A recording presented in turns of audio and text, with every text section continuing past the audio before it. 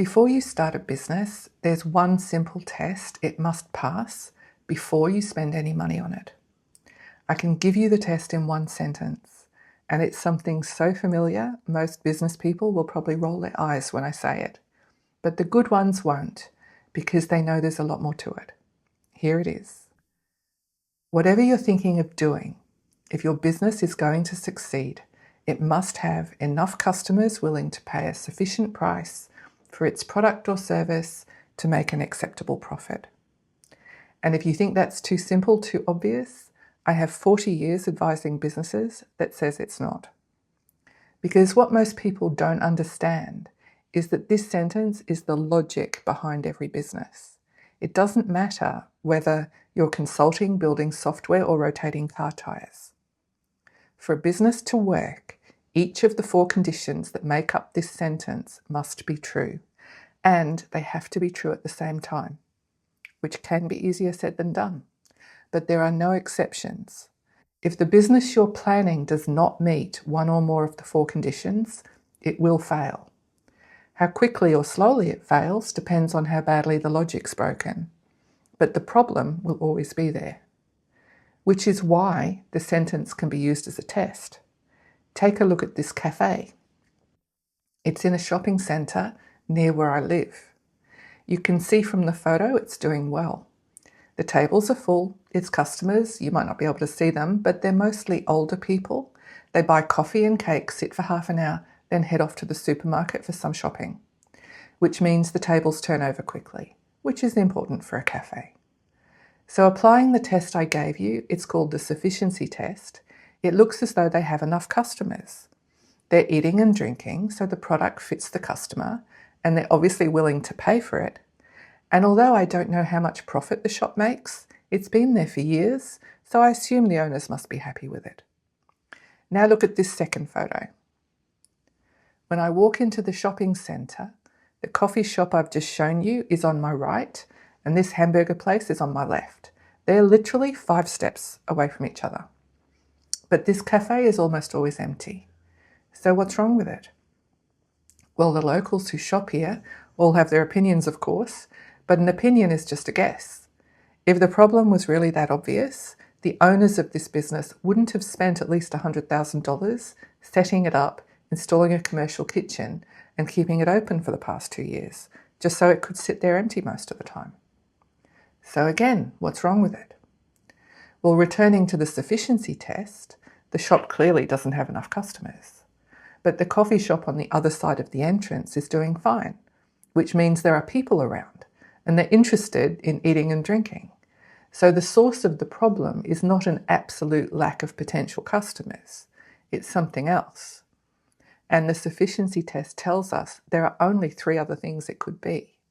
It could be the people in this shopping centre don't like the product on offer, or they don't want to pay the price being charged for it. Or it could be, even if the shop was full of customers, its costs are so high it would never be profitable. It could be any of those things. But today, I want to show you how its owners could have almost entirely predicted this situation before they signed the lease and committed themselves to 3 years of losing money. And you can apply what I say here to your own business idea. So, before they signed anything, the owners of this cafe must have had a rough idea of what they were going to do.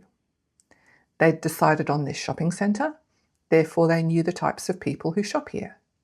They'd decided to sell hamburgers and milkshakes, and they would have had a very good idea of their costs to run the business. So we don't really need the business to have started to know what it would look like. And it would be the same for you. Whatever business you have in mind, you'll need a customer, a product to sell, and a price you'll charge. And every founder has some idea of the profit they want to make,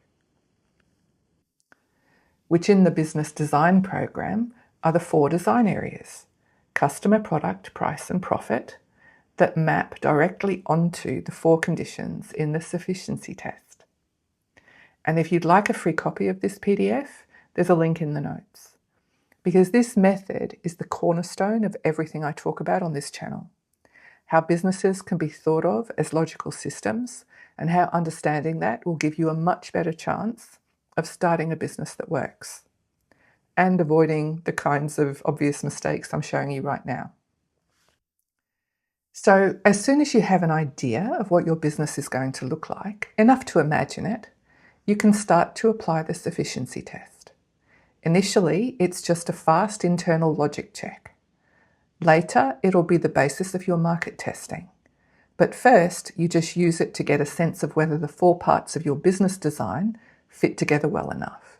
Remembering, a business literally won't function properly if the 4 conditions are not met. So let's run through it.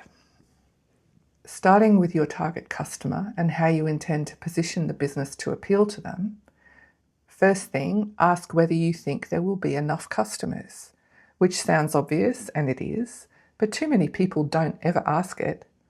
And the word enough is doing a lot of work here. In fact, you've probably noticed all 4 conditions contain a relative term, which is intentional, because it makes it clear that each condition is context dependent. So for customer, the question isn't whether 1 person, 10 people, or a few of your friends think the business idea sounds good. The question is whether you expect there will be enough customers to support the type of business you're trying to build. A high-margin consulting business might only need a few customers, but that wouldn't be the case for a shop, with rent, staff, and a long list of costs that have to be paid whether customers turn up or not. So enough customers means enough of the right customers in the right place at the right time who will want to buy from you.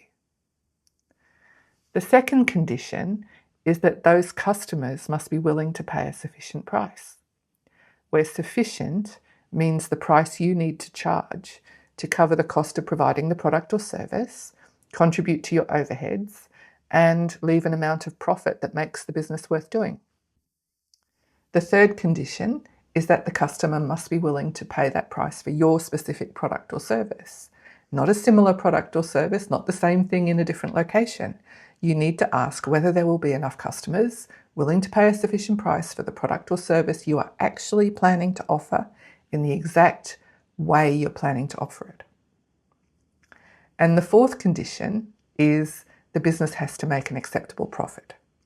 That even a preliminary business design should give you enough information to start thinking about how profitable the business would be if you implemented it. And there are 2 layers to this final condition. So the business obviously has to make a profit, and it has to be enough to sustain the business going forward.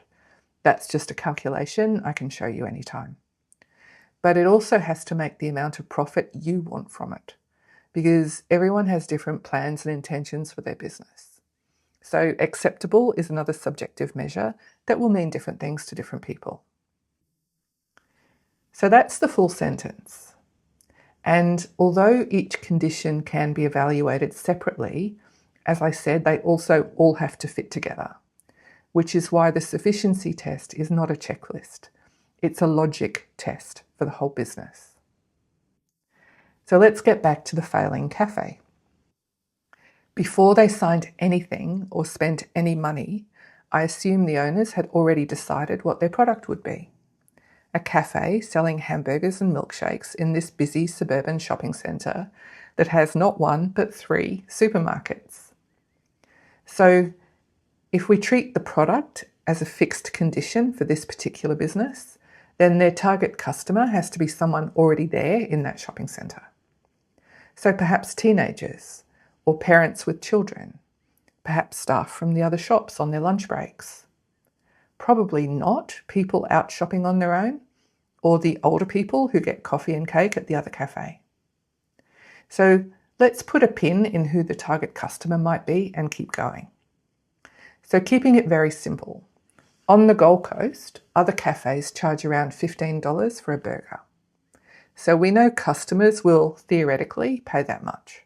And if we add $5 for a drink, the average cover price would be around $20 per person, maybe less for children.